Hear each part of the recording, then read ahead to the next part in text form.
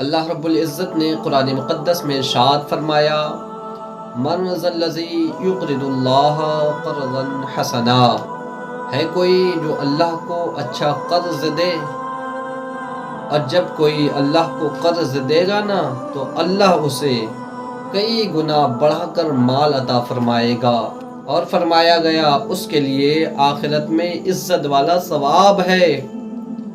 یاد رکھیں، ہم نے اللہ کی راہ میں خرچ کرنا ہے۔ اس مبارک مہینے میں آپ جتنا غریبوں، فقیروں، مسکینوں اور یتیموں پر خرچ کریں گے، جتنا مال آپ مسکینوں پہ خرچ کریں گے نا، اللہ پھر اور زیادہ تمہیں عطا فرمائے گا۔ میرے نبی نے فرمایا کہ مال خرچ کرنے سے کبھی کم نہیں ہوتا۔ رب کائنات نے جب اس زمین کو پیدا فرمایا نا تو یہ زمین ہلنے لگی، حرکت کرنے لگی۔ پھر میرے رب نے پہاڑ کو پیدا فرما کر اس پر نصب کر دیا تو زمین نے ہلنا بند کر دیا۔ فرشتوں نے عرض کیا، اے مولا، اے پروردگار عالم، کیا یہ پہاڑ سے بھی زیادہ سخت چیز تیری مخلوق میں کوئی ہے؟ رب ارشاد فرماتا ہے، ہاں فرشتوں، میں نے لوہے کو پیدا فرمایا ہے۔ فرشتوں نے عرض کیا، مولا، کیا اور بھی کوئی چیز ہے جو لوہے سے زیادہ سخت ہو؟ رب ارشاد فرماتا ہے، ہاں فرشتوں، میں نے آگ کو پیدا فرمایا ہے۔ فرشتوں نے پھر عرض کیا، اے مالک و مولا، کیا کوئی ایسی بھی چیز ہے جو آگ سے بھی زیادہ سخت ہو؟ رب ارشاد فرماتا ہے، فرشتوں، میں نے پانی کو پیدا فرمایا جو آگ بھی بجھا دیتا ہے۔ پھر فرشتوں نے عرض کیا، اے مولا، کیا کوئی پانی سے بھی زیادہ سخت چیز ہے؟ رب ارشاد فرماتا ہے، میں نے ہواؤں کو پیدا فرمایا ہے، ہوا جب چلتی ہے تو پانی کا رخ بھی بدل دیتی ہے۔ اللہ اکبر۔ پھر فرشتوں نے عرض کیا، مولا، کیا کوئی اور بھی چیز ہے جو پہاڑ سے زیادہ سخت، لوہے سے زیادہ سخت، ہوا اور پانی اور آگ سے زیادہ سخت ہو؟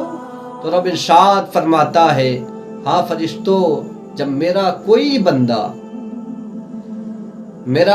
بندہ جب صدقہ کرتا ہے اور اس انداز میں کرے کہ دائیں ہاتھ سے دے اور بائیں کو خبر نہ ہو، تو وہ صدقہ ان تمام تر چیزوں سے زیادہ سخت اور زیادہ مضبوط ہے۔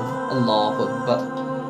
صدقہ وہ ہے جو اللہ کے غضب کو ٹال دیتا ہے، صدقہ وہ ہے جو مصیبتوں کو ٹال دیتا ہے۔ میرے نبی نے ارشاد فرمایا، صدقہ گناہوں کو ایسے صاف کر دیتا ہے جیسے آگ کو پانی بجھا دیا کرتا ہے۔ تو یاد رکھیں، ہم نے صدقہ و فطر زیادہ دینا ہے، ہم نے اللہ کی راہ میں خرچ کرنا ہے۔ میرے حضور نے ارشاد فرمایا، تم خرچ کرو تاکہ تمہیں اور مال دیا جائے، تم اللہ کے بندوں پر خرچ کرو تاکہ تمہارے مال کو اور بڑھایا جائے۔ سنیں کس طرح مال بڑھتا ہے۔ دمشق میں ایک بہت غریب شخص جو جوتوں کو سل کر کے اپنا گزارا کیا کرتا تھا، جسے ہم اپنی زبان میں موچی کہتے ہیں، لیکن اس کی تمنا، اس کی آرزو، اس کی خواہش تھی کہ میں بھی جا کر کے خانہ کعبہ دیکھوں، میں بھی خانہ کعبے کا طواف کروں، جا کر کے میں بھی صفا اور مروہ کی دوڑ کروں، اللہ کا مقدس گھر میں بھی جا کر دیکھوں، اس کی زیارت میں بھی کروں۔ لیکن غریبی نے پیروں میں زنجیر ڈال رکھی تھی، غریبی قدموں کو آگے نہیں بڑھنے دیتی۔ آخرکار اس کا یہ شوق، اس کا یہ جذبہ قائم رہا، روزانہ اپنے کام پر جاتا اور جو شام کو کمائی کر کے آتا تو بچوں پہ خرچ کر کے جو بچتا تھا اسے بچا کر بڑی حفاظت سے رکھ لیا کرتا تھا۔ جب 30 سال کا لمبا عرصہ گزر گیا اس نے اس پیسے کو نکال کر دیکھتا ہے، اب اتنا مال اکٹھا ہو گیا ہے کہ جس سے زاد راہ کا انتظام ہو جائے گا، سفر کے خرچ کا انتظام ہو جائے گا۔ اس نے ارادہ کیا، سامان سفر خریدا، لوگوں سے ملا، مشورہ کیا، اور جب جانے کا وقت قریب آیا تو مسجد میں نماز پڑھنے کے بعد مسجد کے امام سے مصافحہ کرنے لگا اور عرض کیا، حضور دعا کرنا، میں حج کے سفر پہ جانے لگا ہوں۔ تو امام صاحب نے مشورہ دیا، اللہ کے نیک بندے، جب جانے ہی لگا ہے تو ایک کام ضرور کر لینا، اور وہ یہ ہے کہ جانے سے پہلے لوگوں سے معافی مانگ لینا، کہیں ایسا نہ ہو کسی کا دل دکھا دیا ہو، جانے انجانے میں کسی کو ستایا ہو، تو جانے سے پہلے لوگوں سے معافی مانگ لینا، معافی مانگ کر کے اللہ کے حضور حاضر ہونا۔ اس نے اپنے قدموں کو بڑھایا اور ہر ایک دروازے پہ جا کر دستک دینے لگا، جو گھر سے نکلتا اس سے کہتا تھا، صاحب معاف کر دینا، حج کے سفر میں جا رہا ہوں۔ پھر دوسرے دروازے پہ بڑھتا، معافی تلافی کرتے کرتے آخرکار ایک ایسے دروازے پر پہنچا جو بستی کے باہر مکان بنا ہوا تھا۔ اس کے دروازے پر پہنچنے کے بعد دروازے پہ دستک دی، اندر سے آواز آتی ہے، کون ہے دروازے پہ؟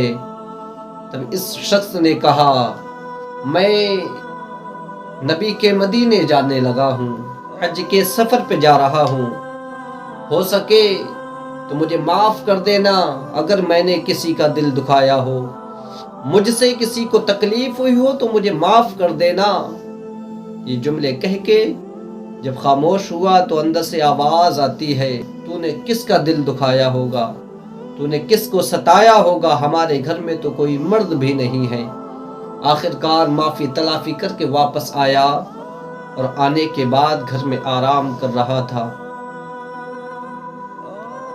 اچانک ایک خوشبو اس کی ناک تک آتی ہے تو اس نے گھر کا دروازہ کھولا، پڑوسی کے گھر پہنچا اور جانے کے بعد کہتا ہے، صاحب ایسا محسوس ہو رہا ہے کہ تمہارے گھر میں گوشت بن رہا ہے، اگر ہو سکے تو کچھ شوربہ مجھے بھی دے دیا جائے، مجھے بھی کھانے کے لیے تھوڑا سا مل جائے تو آپ کی مہربانی ہوگی۔ گھر والوں نے کہا تھا، جاؤ چلے جاؤ، یہ گوشت تمہارے لیے حرام ہے، ہمارے لیے حلال ہے۔ اللہ اکبر۔ اس نے جب اتنا سننے کے بعد کہتا ہے، بتائیں تو صحیح، مصطفیٰ کا کلمہ پڑھتی ہو، قرآن پڑھنے والے ہو، اللہ کو ایک ماننے والے ہو؟ کہنے لگے ہاں۔ تب اس نے کہا تھا، جب شریعت ایک ہے، کلمہ ایک ہے، خدا ایک ہے، تو حکم دو کیسے ہو سکتے ہیں؟ یہ گوشت تمہارے لیے حلال ہے، میرے لیے حرام ہے، ایسا کیسے ہو سکتا؟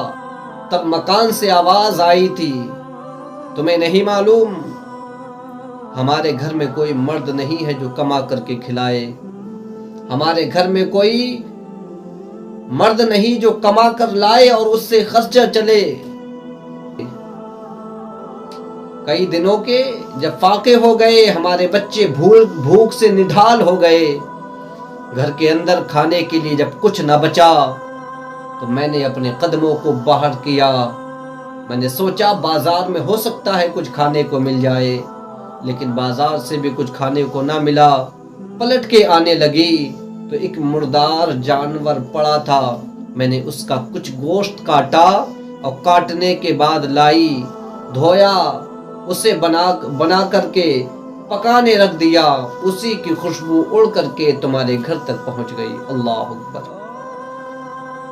تو ایسے وقت میں کہ جب بھوک کی بنیاد پر جان نکلنے والی ہو، جب مجبوری ہو، فاقے کی وجہ سے اگر کوئی شخص مرتا ہو، تو ایسے وقت میں حرام کھانا بھی اس کے لیے حلال ہو جاتا ہے۔ تو یہ گوشت ہمارے لیے تو حلال ہے لیکن آپ کے لیے حرام ہے، اس لیے آپ چلے جائیں۔ جب اتنا اس نے سننے کے بعد گھر گیا، تو جو سامان حج کے سفر کے لیے خریدا تھا، جو سامان زاد راہ کے لیے خریدا تھا، وہ لے جا کر کے بازار میں بیچ دیتا ہے اور سارا پیسہ اٹھا کر کے اس غریب کے دروازے پر لے جا کر دیتا ہے اور اس سے کہتا ہے کہ یہ پیسہ قبول کریں۔ حج اگر زندگی نے ساتھ دیا تو دوبارہ بھی ہو سکتا ہے، پھر کبھی بھی ہو جائے گا، بلاوا آئے گا تو پھر کبھی بھی میں جا سکتا ہوں، لیکن آپ اپنے بچوں کو کھانا کھلائیں، آپ اپنے گھر کا خرچ کریں۔ یہ نیک کام کر کے بندہ سو گیا۔ اسی سال حضرت عبداللہ بن مبارک رضی اللہ تعالی عنہ حج کے سفر پہ گئے تھے۔ خانہ کعبے کا طواف کر کے وہیں جب بیٹھ گئے، آنکھ لگی، سو گئے، خواب میں کیا دیکھتے ہیں، 2 فرشتے آسمان سے اتر آئے اور آپس میں بات کرنے لگے۔ ایک فرشتے نے کہا بتائیں تو صحیح اس سال کتنے حاجی آئے ہیں؟ تو دوسرے فرشتے نے کہا تھا اس سال 6 لاکھ حاجی حج کرنے آئے ہیں۔ اللہ اکبر، 6 لاکھ حاجی حج کرنے آئے ہیں۔ پھر سوال ہوا کہ بتائیں تو صحیح کتنے حاجیوں کا حج قبول ہوا اور کتنوں کا رد کر دیا گیا؟ اللہ اللہ، جب یہ باتیں چل رہی تھیں تو حضرت عبداللہ بن مبارک خواب میں ساری باتیں سن رہے تھے۔ فرشتے بات کر رہے تھے کہ 6 لاکھ حاجی آئے تو ہیں، لیکن ان میں سے کسی ایک کا بھی اللہ نے حج قبول نہیں فرمایا۔ اللہ اکبر، 6 لاکھ حاجی حج کرنے کے لیے آئے اور اللہ نے کسی ایک کا بھی حج قبول نہیں فرمایا، سب کا رد فرما دیا ہے۔ یہ خواب حضرت عبداللہ بن مبارک دیکھ رہے تھے، فرشتے باتیں کر رہے۔ آخرکار فرشتوں نے باتیں آگے کرتے کرتے ایک جملہ کہا تھا کہ ایک غریب شخص ہے جو دمشق کا رہنے والا ہے، وہ حج کرنے تو نہیں آیا، لیکن اللہ نے اس کو حج مقبول کا ثواب عطا فرمایا ہے، اور اسی کی وجہ سے اللہ نے 6 لاکھ حاجیوں کا حج قبول فرما لیا۔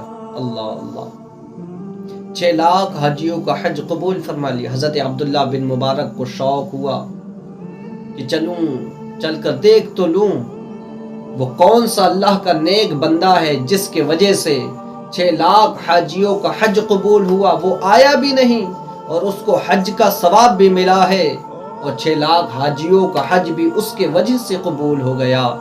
حضرت عبداللہ بن مبارک سفر کر کے جاتے ہیں، جانے کے بعد جب اس کے دروازے پر دستک دیتے ہیں، دروازہ نہیں کھولتا۔ وہ اس لیے کہ حج کے سفر کا ارادہ ترک کیا تھا، تو بستی والوں نے تانے دیے تھے، بستی والوں نے برا بھلا کہا تھا اور کہہ رہے تھے بستی والے یہ کتنا کم نصیب ہے کہ اسے حج جانے کا موقع ملا اور اس نے ارادہ ترک کر دیا۔ لوگ تانے دے رہے تھے، طرح طرح کی باتیں کر رہے تھے۔ کسی نے کہا تھا کر کے وعدہ مکر گیا آخر، تو بھی دل سے اتر گیا آخر۔ حضرت عبداللہ بن مبارک ارشاد فرماتے ہیں دروازہ تو کھول۔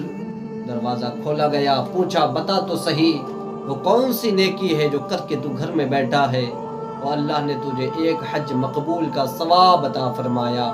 تو اس نے پورا واقعہ بتایا اور بتانے کے بعد کہا صاحب میری یہی نیکی ہے جو میں کر کے اپنے گھر میں بیٹھ گیا۔ تو صدقہ بلاؤں کو ٹال دیتا ہے، تو صدقہ کیا کرو، کیونکہ صدقے سے اللہ کا غضب بھی ٹھنڈا ہو جاتا ہے۔ صدقہ بڑی عظیم نعمت ہے۔ زیادہ سے زیادہ کوشش کریں اپنے بستی کے غریبوں کو، اپنی بستی کے مفلس اور مجبوروں کو دیا کریں، ان پہ خرچ کیا کریں۔ آپ جو خرچ کریں گے اس سے زیادہ عطا فرمائے گا۔